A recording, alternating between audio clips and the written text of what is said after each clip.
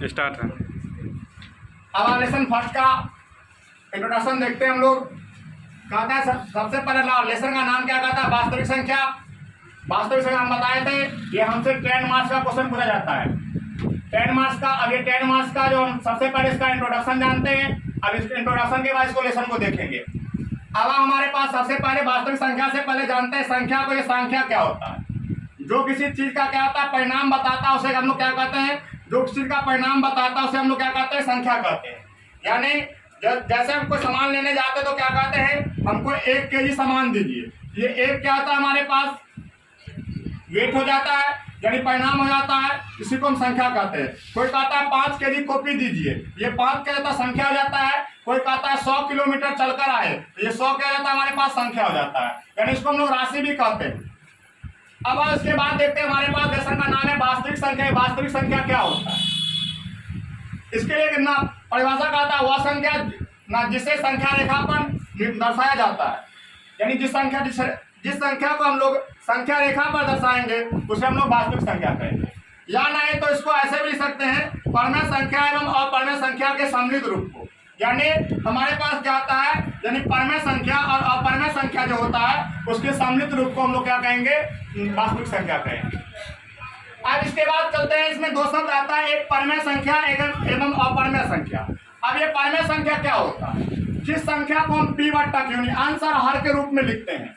यानी कोई संख्या है उसको अंश और हर के रूप में लिख सकते हैं, तो वह हमारे पास क्या होता है? परमेय संख्या होता है। लेकिन q बराबर क्या नहीं होगा? q बराबर कभी 0 नहीं होगा, यानी हर कभी 0 नहीं होगा। हर कभी क्या होगा? 0 के बराबर नहीं होगा। जैसे हमारे पास 2/3, 0, 1 -1 -5/7, 81/64 करने में 8/7। आइए अब हम लोग 0 बच्चा कन्फ्यूज रहता है, ये परमेय संख्या को परमेय संख्या। अब 0 को बट्टा में हम कुछ लगा देते हैं, मान लीजिए 1 लगा दिए, 2 ही लगा देते हैं, तो क्या होता है? हमारे पास कहता है 0 से जाता है, डिवाइड हो कहता है 0 हो जाता है। यानी इसके बट्टा में इसमें कोई फर्क नहीं पड़ता है। यानी बट्टा में कुछ लिखने पर भी इसको कोई फर्क नहीं पड़ता है। इससे क्या पता चलता है? हमारे पास क्या होता है? परमेय संख्या है। अब रूट अंडर 81/64 बच्चा रूट देखता है, पहले मानता है अपरमेय संख्या, बाद में कहता है मुझे हमारा गलती हो गई। अब 81 का वर्गमूल कितना जाएगा? 9 हो जाएगा। अब बट्टा में कितना जाएगा? 8 हो जाएगा।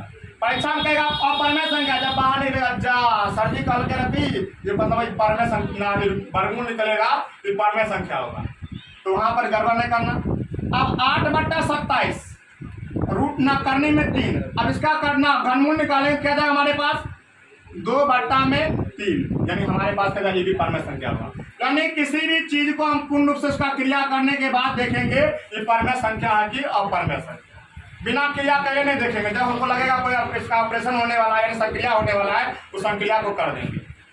अब हमारे पास 2.5379 ये शांत दशमलव हो गया। जब कोई दशमलव शांत में होगा तो परमेय संख्या होगा, या जब कोई दशमलव क्या होगा? आवृत्ति में होगा। 2.9 पर पावर रेकरिंग है ना, माथा पर रेकरिंग है, ये परमेय संख्या होगा। यानी हमारे पास क्या होगा? शांत दशमलव क्या जाएगा हमारे पास? परमेय संख्या, या आवृत्ति दशमलव क्या होगा हमारे पास? परमेय संख्या हो जाएगा। अब आते हैं हम लोग अपरमेय संख्या को देखते ही। अपरमेय संख्या क्या होता है? वह संख्या जिसे p/q के रूप में, यानी अंश और हर के रूप में, अंश और हर के रूप में नहीं लिख सकते हैं, नहीं व्यक्त नहीं कर सकते हैं, उसे क्या कहते हैं? हम लोग अपरमेय संख्या कहते हैं। जैसे कि ना रूट अंडर -4। अब 4 का वर्गमूल निकलेगा, मान लेकिन -4 का वर्गमूल क्या होगा? संभव नहीं। इसलिए क्या होगा? इसको हम लोग p/q के रूप में नहीं लिख सकते हैं, यानी अंश और हर के रूप में लिख सकते हैं। अब हमारे पास रूट अंडर 5, अब इसका वर्गमूल निकलेगा, पॉइंट में निकलेगा।